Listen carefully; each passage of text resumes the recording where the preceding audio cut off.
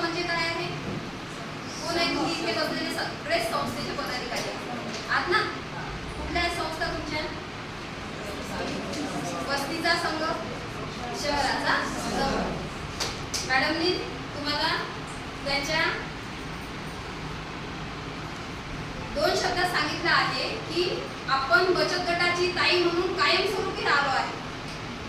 आपलं पद कुठे आहे, आपण कुठे आहोत, काय झालो आहोत, कोणतं पद आहे, त्याचं कार्य काय आहे, खरंच हे महत्वाचं आहे का की फक्त पद घेऊन बसलो आहे, या सगळ्या गोष्टीसाठी आजची कार्यशाळा आहे. त्यानंतर आता याच्यानंतर स्टेप आहे आपल्या वस्तीस्तर संघाला काय करायचं आहे आणि शहर संघाला काय करायचं आहे याची थोडी काल आलेल्या पत्रानुसार तुम्हाला भूमिका मांडणी करायची होती आणि त्या भूमिके मांडणीसोबतच सरांनी कार्यशाळा हा शब्द देण्याचा अर्थ असा होता की तुम्हाला संस्था म्हणजे काय कमीत कमी हे तरी कळावं.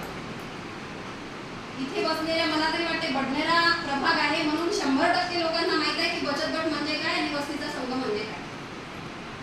पण तो वस्तीचा संघ म्हणजे संस्था आणि ती संस्था चालवावी कशी हा जो मुद्दा आहे हा अजून क्लिअर झालेला नाही. तर इथे मॅक्झिमम 20 वस्तीस्तर संघ आहे, त्यामधून 1-2 वगळतात, 1-2 संघ वगळले